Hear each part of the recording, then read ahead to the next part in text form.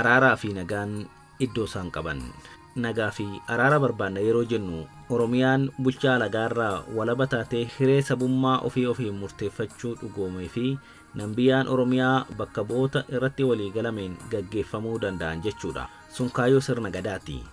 Qabsoon kanaaf tolfamu dhawaataa fi gidirsaa yoo ta'e gatii roorroo malee bilisummaa fi ulfina sabummaan jiraachuuf baasamu. Alagaan qabamuu fi namummaa baafamuu caalaa wanti hamaan hin jiru. Gaaffii Oromoon qabu kaayyoo ganamaa kan jedhamu ABO'n bara 1976 sagantaa malbulchaa baasirratti ifa ta'ee jira. Kun gaaffii uummataa fedha walabummaa fi bilisummaa Oromoo isa bu'uuraa kan mirga hiree sabummaa ofiin murteeffachuu qabu irratti hundaa'e. Kanaaf hanga deebii argatutti hin dhaabbatu. Warraaqsa bara 1974 as gaaffileen goloota biraan dhihaatan kan alagaa isaan qabateen wal make malee kan Oromoo addatti baasanii dhihaatan hin turre. Kanaaf lubbuu hin dheeranne. Gaaffiin mootota Itoophiyaa fi Oromiyaa kan akka koloneeffataa fi kan koloneeffamaa ta'eetti hin fudhatamne. Addaan baasanii furmaata barbaaduu fi dhiisanii akka qabsoo gitaa saba tokkoo keessatti waan fudhataniif fala furmaataa hin arganneefi. Gurguddoon Oromoo kan Oromiyaan akka itti xinnaatutti fudhatan impaayera Itoophiyaa otoo hin ta'in biyyoota ollaati kan dharraa jiru. Oromiyaa otoo mirkaneeffatin laaqii seenaa keessa galche keessaa ba'uun hin danda'amu. Kan eenyummaa, abbaa biyyummaa, bilisummaa fi walqixxummaa ofii hin mirkaneeffatin hariiroo alagaaf dursa kan kennan gurguddoo Oromoo qofa. Oromiyaa ta'uun dirqiitti Itoophiyaa ta'uu kan se'an jiru. Bara 1991 booda qabsoo nagaa tolchina jedhanii maqaa isaanii keessaa Itoophiyaa baasanii kan ijaaraman jiru. Garuu akeeki isaanii hariiroo Oromiyaa fi Itoophiyaa irratti qaban hin jijjiiramne. Impaayericha dimokiraatessuu fi Itoophiyummaa dhoofsisa malee fudhachuudha. Kun qabsoo ijaaramaa waggoota 50f gaggeeffamee fi wareegama hanga yoonatti godhame haaluudha. Oromiyaa wayyoo irra kaa'uu, hariiroo Oromoo fi sirna fiyuudaal cabsuu, maqaa arrabsoo akka haqamu gochuu, afaan ofiin hambatti dubbachuu, hojjechuu fi barachuun jijoota argaman keessatti argamu. Kaayyoo ganamaan dhaabi Oromoo jiru WBO ABO qofa. Kanneen biraa Itoophiyummaan galmaanii aangoo mootummaa Itoophiyaaf dorgomuuf qophiidha. Dorgomicha moonan Oromoon karaa WBO ABO isaan waliin waa'ee nagaa dhoofsisa. Seerri akka Oromoo bakka bu'anii PP waliin dhoofsisan isaan hin ayyamu. Isaan fedhanii Itoophiyaa bakka bu'uuf galmaawan.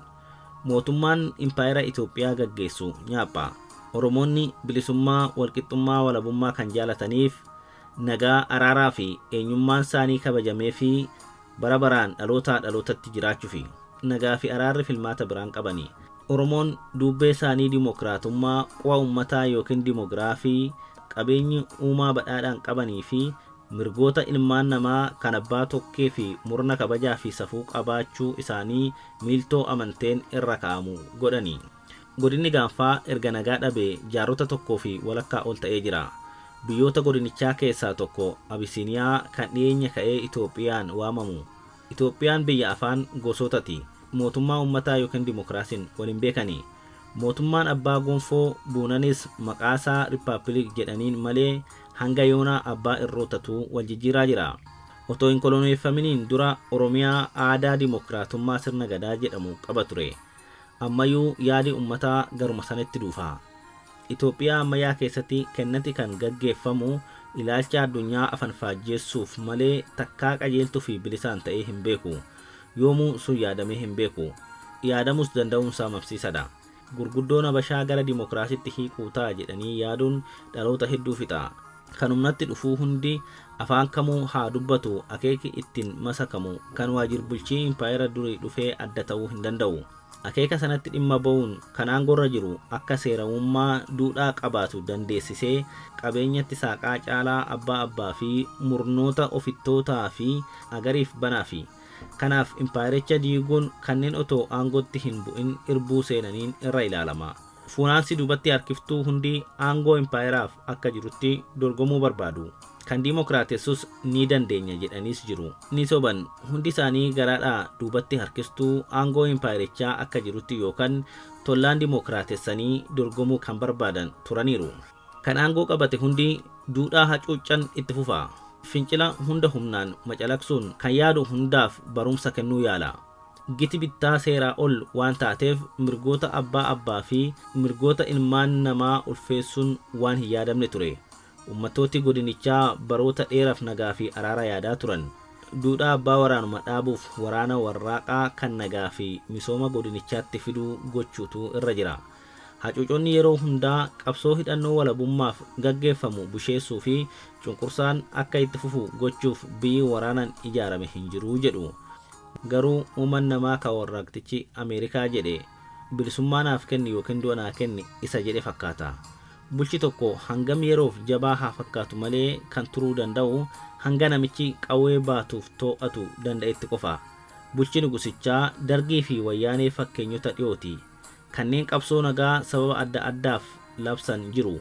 Qabsoo dhugaa hankaaqsuuf waa'ee amantee fi kan kana fakkaatan. Oromoonni qabsoo nagaa hedduu isaan baasise gaggeessanii Aabut ari'uu danda'uun injifannoon isaanii shira xaxxoota Addawaayii keessa jiranii fi soddaawwan isaaniin saamame. Bulchaa abbaa irree kan seeran bulmaataa fi tapha qajeeltuu hin beekne jalatti qabsoo nagaa gaggeessuun hamma of ajjeesuti. Haalli godinicha keessa jiru koloneeffataa fi koloneeffamaan otoo waliin balleessin waliin jiraachuu itti fufuu akka hin dandeenye ifatti agarsiisa. Kanaaf rakkina jiru waliin furuuf jaarman Itoophiyaa tokko Aabut yookiin Addawaayii jedhamuu fi ABO fi jaarmonni sabaa'oon biraa bara 1991 chaartara mootummaa Itoophiyaa ce'umsaa dhaabe labsuun isaanii ni yaadatama. Miseensonni mootummaa ce'umsaa hedduun Aabutiin ganamanii haa ta'u malee mootummaan ce'umsaa to'annoo Aabut jalatti fi gorsoota fedha hedduun itti fufee heera tokko lafa kaa'ee raawwate. Aabut dhaabota Abisiiniyaa keessaa meesharkaa akkasii malee uummattoota adda addummaa qaban impaayera keessaa waliin tursuun kan yaadamne akka ta'e hubachuuf isa jalqabaati. Haa ta'u malee kana qayyabachuu malee Aabut bilisummaa dhugaa hojiirra oolchuuf daayaasaa hin qabu ture. Jarri deeggaranii aangootti fidanis abba tokko yookaan murna cimaa naannaa sanatti barbaadu malee dimokiraasiin fedha isaaniif danqaraa akka ta'etti fudhatu. Dadhabbiin keessaa yoo ka'u eenyu irra goree waa baasuu of qusata.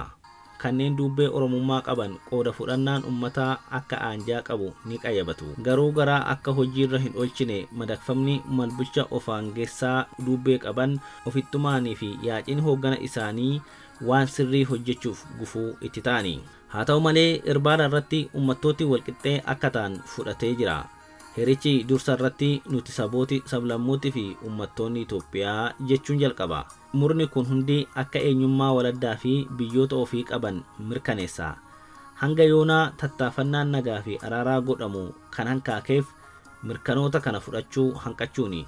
Dhaadannoo beekamaa isaanii Itoophiyaa tokkittii malee du'a kan jedhu gurguddoon Amaaraa fi kalchooti isaanii hin gadhiifne jechuudha. Isaanis impaayerichis ni du'u malee ummattooti bilisummaa isaanii hin dhabani. Maalifuu nagaa fi araara buusuun otoo mirga hiree sabummaa ofii ofiin murteeffachuu walii hin beekin hin danda'amu. Kanaaf araarri murnoota walqixxummaa dimokiraasii fi nagaatti amanan gidduutti akeeka heerichaa irratti hundaa'ee jalqabuu danda'a. Erga impaayerichi uumamee bulchaa qeenxee haa ta'u federaalaa wiirtuun aangoo bakka dhaabame kaane nagaan bu'uuf sun jijjiiramuu qaba. Jijjiiramooti erga nugusichi kufee as dhufanis caasaan impaayerichaa waan hin diigamneef wiirtuun aangoo jijjiiramuu hin dandeenye. Ammayyuu Amaarinyaa dubbata, Amaarinyaan hojjeta. Aabut qabsoo Oromoo hankaaqsuu fi ABO'tti gufuu ta'uuf boojuu irraa jaarmiyaa OPDO jedhamu ijaare. Jaarmaan sun hanga yoonaa sochii walabummaaf gamboo yookiin kaansarii guboo ta'ee jira. Oromoo of fakkeessee caalaayyuu kan uumeen mancaasee ofiyyuu qurxumsee jira. Hagam yaalee ta'us hadhaasaa biifetaa malee ABO gadi buufachuu hin dandeenye. Aabut maqaaf boojuu wal fakkaatan farra bilisummaa turan sabaawota adda addaa irraa walitti qabee hidhata Addawaayii jedhamu dhaabbanne jedhee labse. Maqaa sanaan OPDO hiraarsee Oromoo fi Oromiyaa mancaase. Yeroos yoo ta'es akka heerichi jedhutti aangoo wiirtuu ture finnoota federaalawaniif hin qoodamne. Kun kan agarsiisu impaayerattiin yoo hin diigamne humni dhugaan kan masaraa Minilik qabate qofaaf ta'a jechuudha. Jaarmooti boojuu kan akka OPDO fi Adeebbaa otoo of hin jigsin dursanii of goolatti yookiin paartii jijjiiran. Itti aansee akka abbaa tokkeetti gola Abiy PP'tti galan. Yaa'iin kun ayyaaneffannaa tokko malee Addawaayii galaafate. Miseensi Addawaayii tokkichi PP'tti osoo hin galin hafee Aabut qofa. Sanaaf waraana deemee dambiilee isaas fudhachuu dide. holalli jiru waan fedhe ta'us Itoophiyaan finnaa gola tokkeedha. haa ta'u malee Itoophiyaa biyya gola hedduun fakkeessuuf PP'n kanneen biraa akka golummaatti galmaawwan hamaamota ta'aniif hayyamee jira. Abiyyi ifatti sabboonummaa Oromoo balaaleffate. Oolaa keessa luuxee galuun cabsuu ni yaala, garuu oolaatti jijjiirama hammas jedhamu hin finne. Woboo ABO'n dhaaba kamuu miti, dhaaba Oromoo hundaati. Gaafin Oromoo deebi'uu baannaan ajajaan Oromoo yoo qabsicha lagateeyyuu sochiin bilisummaa gonkaa hin dhaabbatu. Qabsoo mirgoota uummata isaanii itti fufanii wareegamuuf kumkumooti taraa galanii jiru. Waraanni bilisummaa waamicha Oromoo fedhaan owaatamu. Yeroo ammaa afaan kamiinuu haa dubbatu, bulchichi Oromoo waan ilaalu hin qabu. PP'n mataa impaayera koloneeffataa hoogganaa nyaaphati. Baroota darban kanneen hooggana tolchan qaccee lammii isaanii dhossuu ni danda'u turan.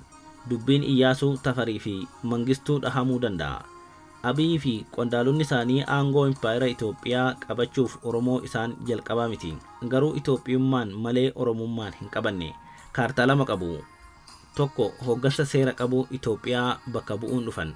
Lama karaa OPDO Oromoon of hin jedhu. Kaardii jalqabaan akka hooggana Itoophiyaa seera qabutti of muduu danda'aniiru. Isa lammataan Oromoo hedduun Oromummaa ofitti hin boonnee fi daallicha hawwachuu danda'uu isaaniiti.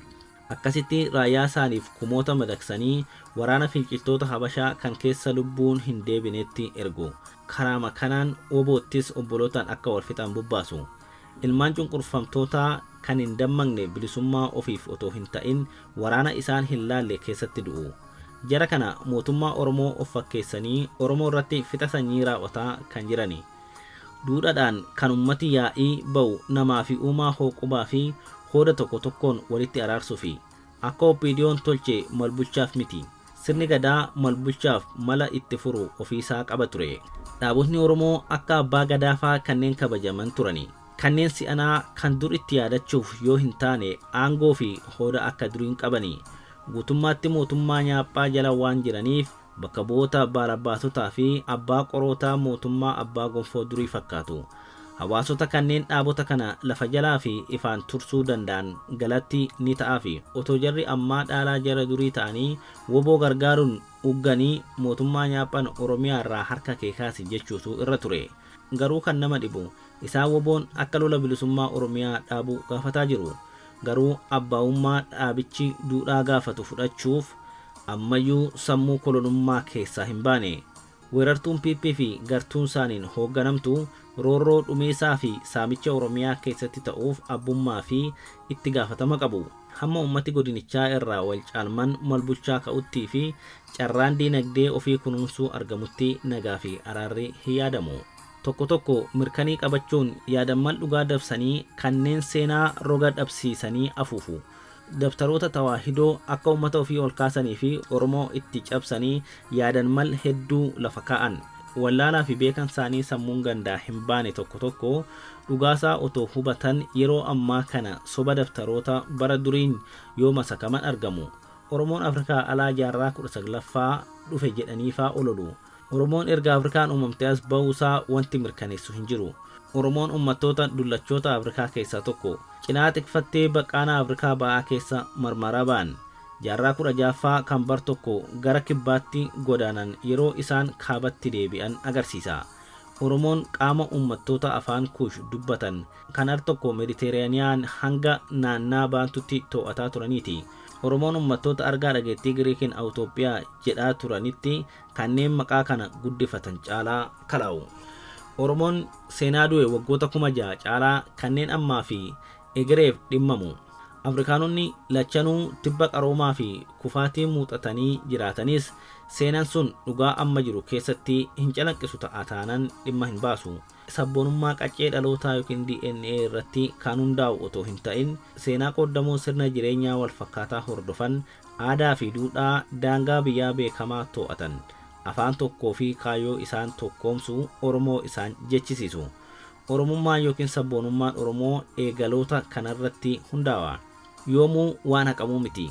Oromoonis biyya abbaa ofii fi eenyummaa isaanii irraa gargar hin citanii. Kaasan Oromoo waan afaan hin dubbatanii fi hacuucamaa irraa darbee jira. Oromiyaan kan Oromooti. Kana seenaan Itoophiyaa beeka. Yaadammal hariiroo DNA fi sabboonummaa sirritti hin beekne waliin dhahuun wanti argamu hin jiru. oromummaan maalinuu hin haqamu. Oromoon muyyummaa fi daallummaa yoo hin taane ulaagan biyya abbaa isaanis dhabsiisu hin jiru. Diinni daboon itti bobba'ee dabsate malee tokkoo fi tokkoon irra aanuun waan hin yaadamne ture. Amma sanarraa dandamatanii jiru. Kanaaf ummattoota afaan faajjessanii gaaffii sabootaa gara dabarsuuf yoo hin taane yaadammal adda addaa uumuun malbulcha sammuudhaaf bu'aa hin qabu. Ummata tokko waan inni ittiin of beekuun fudhachuutu nagaa fi araara fida. Addagummaan afaanii caalaa madeessee gargar fageessa malee araara hin buusu. Oromoonni aadaa isaa hin qaban malee dandeettii gadoo ba'achuu horatanii jiru. Garuu aadaan isaanii aagii tufuu, olaantummaa seeraa kabajuu, jaalalli bilisummaa fi namummaa akka haleellaa irraa araara filatan isaan tolcha. Impaayirichi malbulchaa haa ta'u diinagdee fi hariiroo hawaasummaan miila isaa dhumaa irra jira. Giidoo itti horanii bakka bu'uu kan yaadan yoo jiraatan abdii kutachuutu gorfama. Kanaaf humnaa fi dhiiga caalaa waan hin dandamanne dandamachiisuuf baasuu irraa sirna haaraa jiraattota godinichaa hundaaf nagaa buusu soquu wayya.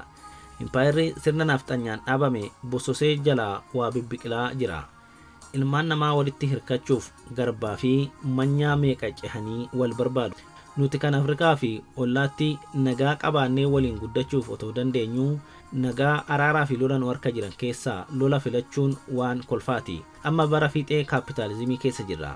Akka fiwudaalatti yaaduun caalaa duubatti nu hambisee nu salphisa malee kan ittiin boonnu miti.